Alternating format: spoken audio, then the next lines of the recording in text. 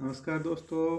आज हम हिंदी साहित्य के इतिहास लेखन परंपरा के कुछ महत्वपूर्ण प्रश्नों के बारे में बात करने जा रहे हैं। कुछ ऐसे प्रश्न जो कई सारे परीक्षाओं में बार बार पूछे गए हैं। तो जो कुछ महत्वपूर्ण क्वेश्चन हैं उनके बार बार आने की संभावनाएं बनी रहती है। ऐसे में ये हमारा प्रैक्टिस सेशन भी हो जाएगा और कुछ ऐसे क्वेश्चंस हैं जो कई एग्जाम्स में आए हुए हैं। इन प्रश्न के आगे उस एग्ज़ाम का जिस एग्ज़ाम में ये आए हुए हैं वो भी दिया गया है, विवरण उसका भी दिया गया है। तो चलिए बिना समय गंवाए शुरू करते हैं। सबसे पहला प्रश्न है, हिंदी साहित्य के इतिहास में आदिकाल के लिए आधार काल नाम दिया है। तो आपको बताना है आदिकाल नाम हिंदी साहित्य इतिहास में आदिकाल के लिए आधार काल नाम किसने दिया है। पहला पहला आपके पास ऑप्शन है डॉक्टर रमाशंकर शुक्ल रसाल ने, दूसरा श्याम सुंदर दास ने, तीसरा चंद्रधर शर्मा गुलेरी जी ने, चौथा डॉक्टर मोहन अवस्थी ने। साथियों, आप इस वीडियो को पॉज करके और आपका जो भी आंसर है वो दे दीजिए। हम यहाँ पर ज़्यादा समय बिना गंवाए आगे बढ़ेंगे, क्योंकि इस तरह से हम रुकते रहे तो फिर हमारा समय बहुत ज़्यादा लग जाएगा। चलिए साथियों, यहाँ पर हम बात कर लेते हैं इनके कुछ नाम जो आदिकाल के अलग अलग तरह के जो नाम दिए गए हैं उनके बारे में हम यहाँ पर बात कर लेते हैं। जी हाँ साथियों, तो ये जो इनमें से किसने क्या क्या नाम दिए हम यहाँ पर बात कर लेते हैं। देखिए, जो अभी पहले हम बात कर लेते हैं आधार काल देखिए सुमन राजे और मोहन अवस्थी जी ने दिया है। तो हमारे यहाँ पर सही आंसर क्या हो जाएगा, हमारा सही आंसर हो जाएगा डी ऑप्शन, मोहन अवस्थी जी। ठीक है, अब हम आगे इनकी बात कर लेते हैं। देखिए, जैसे चारण काल, हिंदी साहित्य में आदिकाल को चारण काल किसने कहा है, जॉर्ज ग्रियर्सन ने। ठीक है, वैसे ही आरंभिक काल कहा है मिश्र बंधु ने। बीजोपन काल किसे कहा है, महावीर प्रसाद द्विवेदी ने। वीर गाथा काल आचार्य रामचंद्र शुक्ल। सिद्ध सामंत काल पंडित राहुल सांकृत्यायन ने। वीर काल कहा है विश्वनाथ प्रसाद। देखिए, वीर गाथा काल तो कहा है रामचंद्र शुक्ल ने और वीर काल कहा है विश्वनाथ प्रसाद मिश्र ने। इसे आपको ध्यान रखना है साथियों। ये जो वीर काल और वीर गाथा काल है इसको ध्यान में रखना है। बीजोपन काल महावीर प्रसाद द्विवेदी ने। बीजोपन काल महावीर प्रसाद है। आरंभिक मिश्र बंधु हो गए। संधि चारण काल आप सभी को पता है राम कुमार वर्मा ने कहा है, डॉक्टर राम कुमार वर्मा। और आदिकाल नाम हजारी प्रसाद द्विवेदी जी ने दिया है। आधार काल नाम किसने दिया है, आधार काल, यही हमारा अभी प्रश्न था जो कि हमारे ऑप्शन में मोहन अवस्थी जी थे। सुमन राज्य का नाम इस प्रश्न में ऑप्शन में नहीं था, लेकिन हमें ध्यान जरूर रखना है मोहन अवस्थी और सुमन राजे इन दोनों ने इसे आधार काल नाम दिया है। फिर आते हैं जय काल नाम किसने दिया है, रमाशंकर शुक्ल रसाल ने। क्या कहा, जय काल। साथियों, ये आपकी सुविधा के लिए एक बार पुनः दोहरान कर देता हूँ। चारण काल कहा जॉर्ज ग्रियर्सन ने। आरंभिक काल कहा मिश्र बंधु ने। बीजोपन काल कहा महावीर प्रसाद द्विवेदी जी। वीर गाथा काल रामचंद्र शुक्ल। सिद्ध सामंत काल राहुल सांकृत्यायन। वीर काल विश्वनाथ प्रसाद मिश्र। संधिचारण काल रामकुमार वर्मा। आदिकाल हजारी प्रसाद द्विवेदी। आधार काल सुमन राजे और मोहन अवस्थी। जय काल इन्होंने कहा है रमाशंकर शुक्ल रसाल ने। चलिए साथियों, उम्मीद करता हूँ आपको ये प्रश्न समझ में आया होगा। अगले प्रश्न पर चलते हैं। हिंदी साहित्य जगत में मिश्र बंधु नाम से विख्यात लेखकों के को सम्मिलित हैं। मतलब कि ये जो मिश्र बंधु तीन भाई थे, इन तीनों का नाम यहाँ पर आपको बताना है। ठीक है, इस पर चलिए आपके सामने ऑप्शंस है। अच्छा चलिए, ये तो ऑलरेडी लगा हुआ है, लेकिन आपको अपनी ईमानदारी रखते हुए ये बताना है कि इसके अंदर जो सही है, क्या आप ये जो ऑप्शन है इसी को ही पढ़ पा रहे हैं आप, क्या आप भी यही उत्तर देने वाले थे। चलिए इसको एक ट्रिक से समझ लेते हैं। सुख श्याम गणेश, मिश्र बंधुओं में तीन भाई हैं, कौन कौन है, सुख श्याम गणेश, सुखदेव बिहारी, श्याम बिहारी, गणेश बिहारी। ठीक है, तो ये जो डी ऑप्शन है वही सही है, गणेश बिहारी मिश्र, श्याम बिहारी मिश्र, सुखदेव बिहारी मिश्र। साथियों, यहाँ पर ध्यान रखना है कृष्ण बिहारी मिश्र नहीं है। ये जो ऑप्शन है ये नाम हमें बहुत बार कंफ्यूज करेगा, इसलिए इस नाम से हमें बचना है। कृष्ण बिहारी मिश्र इनमें मिश्र बंधुओं में शामिल नहीं है। गणेश बिहारी मिश्र, श्याम बिहारी मिश्र और सुखदेव बिहारी मिश्र। चलिए कुछ और मिश्र बंधुओं के बारे में जान लेते हैं। मिश्र बंधुओं ने मिश्र बंधु विनोद नामक ग्रंथ, इतिहास ग्रंथ की रचना की, ये हम सबको पता है, जिसके प्रथम 3 भाग का प्रकाशन 1913 ईस्वी में ही हो गया था। देखिए, फर्स्ट सेकंड थर्ड जो पार्ट है मिश्र बंधु विनोद के, वो 1913 में ही आ गए। देखिए 13 में जो 3 है ना, इससे हम याद रख सकते हैं कि 3 भाग मिश्र बंधु के किस में आ गए, 1913 में ही आ गए। ठीक है, और चौथा भाग कब आया है, 1934 ईस्वी में। और मिश्र बंधु विनोद में लगभग कितने 5000 कवियों का जीवन व्रत वर्णित है, जीवन व्रत वर्णित है। साथियों याद रखिएगा, जीवन व्रत इसमें वर्णित है। चलिए, उम्मीद करता हूँ आपको ये समझ में आया होगा। आगे प्रश्न पे चलते हैं। अब आपको बताता है कौन सा विवरण सही नहीं है, कौन सा विवरण सही नहीं है। देखिए, आरपीएससी असिस्टेंट प्रोफेसर 2020 की भर्ती के सेकंड पेपर में ये क्वेश्चन आया हुआ है। तो आप देखिए,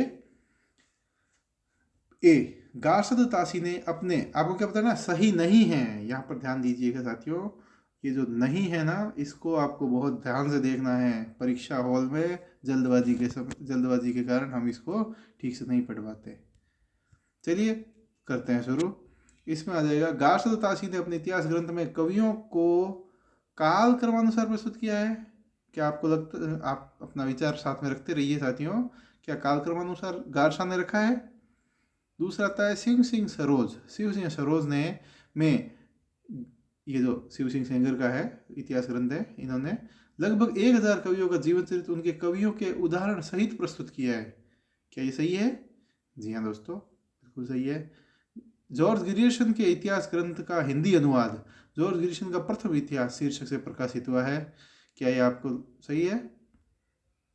हिंदी साहित्य का प्रथम, सॉरी माफ कीजिए, जॉर्ज ग्रियर्सन के इतिहास ग्रंथ का हिंदी अनुवाद, ये हिंदी अनुवाद किसने किया आपको पता है? लक्ष्मी सागर वार्ष्णेय ने। इन्होंने इस, ये जो है ना मॉडर्न वर्नाकुलर, जी हाँ, लिटरेचर ऑफ,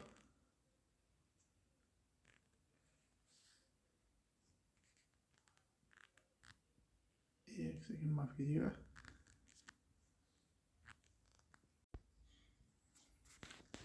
जी हाँ दोस्तों, शिव सिंह सरोज में लगभग 1000 कवियों का जीवन चरित्र उनके कवियों के उदाहरण सहित प्रस्तुत किया गया है। सी ऑप्शन है। जॉर्ज ग्रियर्सन के इतिहास ग्रंथ का हिंदी अनुवाद हिंदी साहित्य का प्रथम इतिहास शीर्षक से प्रकाशित हुआ है। जी हाँ, हुआ है, लक्ष्मी सागर वार्ष्णेय जी ने किया है। फिर है, जॉर्ज ग्रियर्सन ने कवियों और लेखकों को काल क्रमानुसार वर्गीकृत किया है। यहाँ आपको पता होना चाहिए कि जो ये ग्रियर्सन जी है, इन्होंने ही काल क्रम अनुसार जो है प्रथम प्रयास इन्होंने ही किया था। तो ये बात भी बिल्कुल सही है। तो यहाँ पर हमारे पास देख लीजिए, डी ऑप्शन सही है, सी भी सही है, ए भी, ए यहाँ पर गलत हो गया। देखिए, गार्सद तासी ने काल क्रम अनुसार नहीं किया था, इन्होंने वर्ण क्रम अनुसार किया था। इन्होंने क्या किया था? वर्ण क्रम अनुसार इन्होंने काम किया था। उम्मीद करते हैं आपको ये बात समझ में आ गई होगी। चलिए थोड़ी सी डिटेल देख लेते हैं। गार्सद तासी के ग्रंथ को उर्दू, हिंदी अथवा हिंदुस्तानी साहित्य का प्रथम इतिहास ग्रंथ माना जाता है। इसका पहला संस्करण 2 भागों में सन 1839 में तथा 1847 ईस्वी में वर्णानुक्रम पद्धति, देखिए इसको आप अंडरलाइन कर लीजिए, वर्णानुक्रम पद्धति के में प्रकाशित हुआ है। ये पहला ही जो इसका संस्करण है, पहले संस्करण 2 भागों में आया है, 1839 और दूसरा आया है 1847। इसके बाद में आता है शिव सिंह सेंगर, ये भी वर्णक्रम पे ही है, 1883। पुस्तक का नाम हो गया शिव सिंह सरोज। इन्होंने लगभग 1000 कवियों का जीवन चरित्र दिया है और उदाहरण भी दे दे के समझाया है। चलिए आगे बढ़ते हैं। अब आपको यहाँ पर ये देखना है, ये जो कुछ विद्वान हैं, इन्होंने रीतिकाल के लिए क्या क्या नाम दिए हैं। ठीक है, देखिए जैसे कि ग्रियर्सन जी है, इन्होंने रीति काव्य नाम का प्रयोग किया। क्या किया है? रीति काव्य शब्द का प्रयोग किया है इन्होंने। शुक्ल है, रामचंद्र शुक्ल, इन्होंने रीतिकाल शब्द का प्रयोग किया है। और मिश्र बंधु ने अलंकृत काल इन्होंने कहा है। अलंकृत काल क्यों? क्योंकि ये क्या है, इसमें रीति के अंदर ये अलंकार और ये जो चमत्कार पूर्ण भाषा शैली, उसकी वजह से इन्होंने इसको अलंकृत काल कहा है। अब आते हैं रमाचंद्र शुक्ल रसाल कला काल, विश्वनाथ प्रसाद मिश्र श्रृंगार काल। ये भी बहुत महत्वपूर्ण है। यहाँ पर ये जो श्रृंगार काल है विश्वनाथ प्रसाद मिश्र जी का है। चलिए आगे बढ़ते हैं। ये देखिए ये क्वेश्चन आ गया है। ये क्वेश्चन आपके देखिए यूपी पीजीटी में आया हुआ है, यूजीसी नेट में आया हुआ है और डीएसएसएसबी पीजीटी में भी आया हुआ है। तो इस क्वेश्चन को देखिए, रीतिकाल को सर्वप्रथम श्रृंगार काल रखने का सुझाव किसने दिया है? देखिए इसमें आचार्य शुक्ल और ये जो विश्वनाथ प्रसाद मिश्र है, दोनों में कंफ्यूज रहता है, लेकिन ये विश्वनाथ प्रसाद मिश्र को ही सही आंसर माना गया है, क्योंकि शुक्ल जी सुझाव देते हुए दिखते हैं, जबकि विश्वनाथ प्रसाद मिश्र ने ये नाम रख ही दिया था। कौन सा? ये जो श्रृंगार काल नाम है ना, रीतिकाल के लिए, ये नाम विश्वनाथ प्रसाद मिश्र ने ही रखा था। चलिए आगे का क्वेश्चन देखते हैं। हिंदी साहित्य की भूमिका पुस्तक के लेखक कौन है? हिंदी साहित्य की भूमिका पुस्तक हम सभी को पता है, आचार्य हजारी प्रसाद द्विवेदी जी इसके लेखक हैं। देखिए ये क्वेश्चन कितनी बार रिपीट हो चुका है, अलग अलग राज्यों के बोर्ड के एग्जाम्स में ये आया हुआ है, अति महत्वपूर्ण क्वेश्चनों में है हिंदी साहित्य की भूमिका। चलिए इन ग्रंथों को थोड़ा और देख लेते हैं। हजारी प्रसाद द्विवेदी जी के ग्रंथ कौन कौन से? देखिए हजारी प्रसाद द्विवेदी जी ने हिंदी साहित्य की भूमिका लिखा, हिंदी साहित्य उद्भव और विकास लिखा, ये है। अब यहीं पर ही आप देख लीजिए, ये हिंदी साहित्य है ना, उद्भव और विकास है, तब तो हजारी प्रसाद द्विवेदी। और हिंदी भाषा लिख दिया जाए, हिंदी भाषा फिर उद्भव और विकास आए, हिंदी भाषा उद्भव और विकास, तो हो जाएगा उदय नारायण तिवारी। ठीक है, फिलहाल हम हजारी प्रसाद द्विवेदी जी की रचना देख रहे थे। हिंदी साहित्य की भूमिका एक, हिंदी साहित्य उद्भव और विकास, हिंदी साहित्य का आदिकाल। ठीक है, हिंदी साहित्य आदिकाल 1952 में, उद्भव विकास भी 1952 में, और ये 1940 में लिखी है हिंदी साहित्य की भूमिका। फिर आते हैं हिंदी साहित्य का इतिहास, आचार्य शुक्ल, ये हम सभी को पता है 1929 में आया हुआ है। हिंदी साहित्य का आलोचना और इतिहास किसका है? राम कुमार वर्मा का। राम कुमार वर्मा बहुत प्रसिद्ध आलोचक भी रहे हैं, तो इनकी रचनाएं, इनकी ये जो इतिहास लेख है, इनका इतिहास ग्रंथ है, इसका नाम है हिंदी साहित्य का आलोचनात्मक इतिहास, 1938 में प्रकाशित होता है। फिर आता है हिंदी साहित्य का अतीत, हिंदी साहित्य का अतीत है विश्वनाथ प्रसाद मिश्र, हिंदी साहित्य का अतीत विश्वनाथ प्रसाद मिश्र। चलिए अगले प्रश्न पे चलते हैं। साहित्य जनता की चित्तवृत्ति का संचित प्रतिबिंब है, इस पंक्ति के लेखक हैं। जी हाँ, हमें पता होना चाहिए, साहित्य जनता की संचित चित्तवृत्तियों का प्रतिबिंब है। साहित्य जनता की चित्तवृत्ति का संचित प्रतिबिंब है। ये जो कथन है, ये हम रामचंद्र शुक्ल जी का है। इन्होंने साहित्य क्या है पर चर्चा करते हुए इस पर पूरा कोटेशन दिया है। अब कुछ महत्वपूर्ण कथन देख लेते हैं इन विद्वानों ने क्या क्या कथन दिए हैं। तो ये आ गया साहित्य जनता की चित्तवृत्ति प्रतिबिंब है, ये तो अभी हमने देख लिया है। ठीक है, ये वाला कथन रामचंद्र शुक्ल जी का हो गया। फिर एक कविता का विषय मनोरंजन एवं उपदेश जनक होना, यानी कविता मनोरंजन भी करे और कोई ना कोई उपदेश दे, यानी मोरल वैल्यू भी सिखाए। ये कथन किसका? महावीर प्रसाद द्विवेदी जी का। जी हाँ, द्विवेदी जी, इन्होंने भी हिंदी की बहुत अच्छी सेवा की है। अगला देख लीजिए, काव्य संसार के प्रति कवि की भाव, ये महावीर प्रसाद द्विवेदी जी वही है जो सरस्वती पत्रिका निकालते हैं 1903 में, बहुत ही प्रसिद्ध आचार्य हुए हैं हिंदी में। देखिए, काव्य संसार के प्रति कवि की भाव प्रधान किंतु शूद्र व्यक्तिक संबंधों, मानसिक प्रतिक्रियाओं की कल्पना के ढांचे में ढली हुई प्रेम रूपा प्रभावोत्पादक अभिव्यक्ति है। देखिए बाबू गुलाब राय का है ये कथन, काव्य संसार के प्रति कवि की भाव प्रधान, मानसिक प्रतिक्रियाओं की कल्पना के ढांचे में ढली हुई प्रेम रूप भाव प्रभावोत्पादक अभिव्यक्ति, बाबू गुलाब राय की। ठीक है, अभी इसमें आगे देख लेते हैं। ये प्रेमचंद जी का कथन है, ये भी इंपॉर्टेंट हो जाएगा यहाँ पर। सबसे उत्तम कहानी वह है जिसका आधार किसी मनोवैज्ञानिक सत्य पर हो। कहानी, प्रेमचंद जी कौन सी कहानी को सबसे उत्तम मानते हैं? जो मनोवैज्ञानिक आधार पर हो। ठीक है, आगे बढ़ लेते हैं। इनमें से काशी नागरी प्रचारणी सभा के संस्थापकों में कौन नहीं है? काशी नागरी प्रचारणी सभा बहुत ही महत्वपूर्ण प्रश्न बन जाता है यहाँ पर। इसके संस्थापक में कौन शामिल नहीं है? देखिए बाबू श्याम सुंदर दास बिल्कुल शामिल है, ठाकुर शिव कुमार सिंह ये भी है, राम नारायण मिश्र ये भी हैं। तो कौन नहीं है? रामचंद्र शुक्ल नहीं है। चलिए अभी देख लेते हैं हिंदी साहित्य के एक सेकंड। जी हाँ, अभी हम इसके आ जाते हैं। हिंदी साहित्य का अतीत, ये जो अभी हमने पीछे पढ़ा था, हिंदी साहित्य का अतीत जो है, ये किसकी रचना है? विश्वनाथ प्रसाद मिश्र की है, हिंदी साहित्य का अतीत। चलिए अब हम कुछ इतिहास ग्रंथ और उनके जो रचनाकार हैं उनके बारे में बात कर लेते हैं। कौन सा कब प्रकाशित हुआ, जो कुछ महत्वपूर्ण हैं उनको हम याद करने की कोशिश करते हैं। देखिए सबसे पहले आता है गार्ष दत्तासी, ये अपना इतिहास ग्रंथ लेके आते हैं जिसका नाम क्या होता है? इस्तवार दलाल इत्युतर एंदु हिंदुस्तानी। 2 भागों में आता है, 1839 और 1847। फिर आता है शिव सिंह सरोज, शिव सिंह सरोज आता है 1883, शिव सिंह सेंगर ने लिखा है। फिर आता है वर्नाक्यूलर लिटरेचर ऑफ हिंदुस्तान, जी हाँ ये है जॉर्ज ग्रियर्सन 1888, 1888। मिश्र बंधु विनोद 3 भाग 1913 में, चौथा भाग 1934 में। ठीक है, चलिए और देख लीजिए, ये भी देखिए, ये हिंदी साहित्य का अतीत, ये आ गया हिंदी साहित्य का अतीत जो है विश्वनाथ प्रसाद मिश्र का। समझ में आ रही है ना? फिर आता है वैज्ञानिक इतिहास, हिंदी साहित्य का वैज्ञानिक। देखिए हिंदी साहित्य का वैज्ञानिक इतिहास, ये किसका है? गणपत चंद्र गुप्त का है।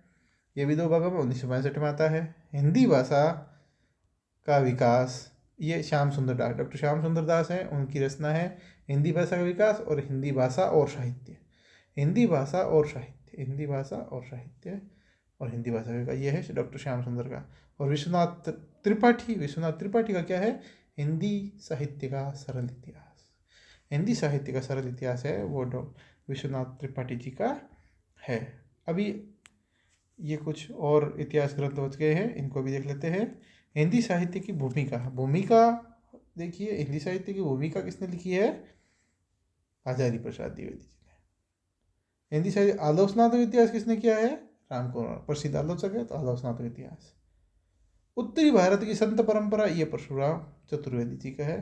हिंदी से दूसरा इतिहास किसका है? बच्चन सिंह का। इसको हम ऐसे भी कर सकते हैं, दूसरा क्या है? बच्चन सिंह, दूसरा बच्चा यानी बच्चन सिंह। इस हिसाब से हिंदी साहित्य का दूसरा इतिहास किसका है? बच्चन सिंह का है। और आधुनिक हिंदी साहित्य ये वही है जो ग्रियर्सन का जो है ना इतिहास ग्रंथ, उसी का ही जो अनुवाद है ये लक्ष्मी सागर वार्ष्णेय जी ने किया है। हिंदी साहित्य का नया इतिहास ये है राम खेलावन। राम खेलाते क्या है? नया इतिहास खिलाते हैं राम। तो राम खेलावन पांडे जी ने क्या किया है? हिंदी साहित्य का नया इतिहास लिखा है। जी हाँ, हिंदी साहित्य वैज्ञानिक इतिहास हम पढ़ चुके हैं, गणपत चंद्र गुप्त का। आलोचना इतिहास रामकुमार वर्मा पढ़ चुके हैं। हाँ, ये एक और महत्वपूर्ण रह जाता है हिंदी साहित्य का हिंदी साहित्य और संवेदना का विकास, राम स्वरूप चतुर्वेदी। हिंदी साहित्य और संवेदना का विकास। एक और क्वेश्चन देख लेते हैं। पुरानी हिंदी नामकरण किसने किया? देखिए पुरानी हिंदी जो नामकरण है, देखिए आपके सामने ऑप्शंस है। ए हजारी प्रसाद द्विवेदी, बी रामचंद्र शुक्ल, सी इंसाल्लाह खान, डी चंद्रधर शर्मा गुलेरी। तो यहाँ पर हमारे जो चंद्रधर शर्मा गुलेरी जी है, इन्होंने पुरानी हिंदी नाम लिया है। ये पुरानी हिंदी किसके लिए? अपभ्रंश के लिए। देखिए सर्वप्रथम चंद्रधर शर्मा गुलेरी ने उत्तर अपभ्रंश को पुरानी हिंदी का नाम दिया। आचार्य रामचंद्र शुक्ल ने इसी यानी पुरानी हिंदी को या अपभ्रंश को, उत्तर अपभ्रंश को क्या कहा है? प्राकृताभास हिंदी। और जो भोला शंकर व्यास जी है, इन्होंने हिंदी के आरंभिक रूप को क्या कहा है? अवहट। देखिए जो उत्तर अपभ्रंश यानी अपभ्रंश के बाद की जो भाषा या अब जो अपभ्रंश जा रही है, हिंदी आ रही है, वो उस भाषा की बात हो रही है यहाँ पर। उस भाषा को चंद्रधर शर्मा जी ने क्या है? पुरानी हिंदी यानी हिंदी से पहले की भाषा पुरानी हिंदी। रामचंद्र शुक्ल जी का प्राकृताभास यानी इस भाषा में प्राकृत भाषा का आभास हो रहा है, प्राकृत प्लस आभास, प्राकृताभास हो गया। और भोला शंकर व्यास जी ने इसको क्या कहा? अवहट नाम दिया है। आई होप आपको ये वीडियो पसंद आया होगा। आप हमें हमारा ये प्रयास आपको कैसा लगा ज़रूर कमेंट करके बताएं। धन्यवाद।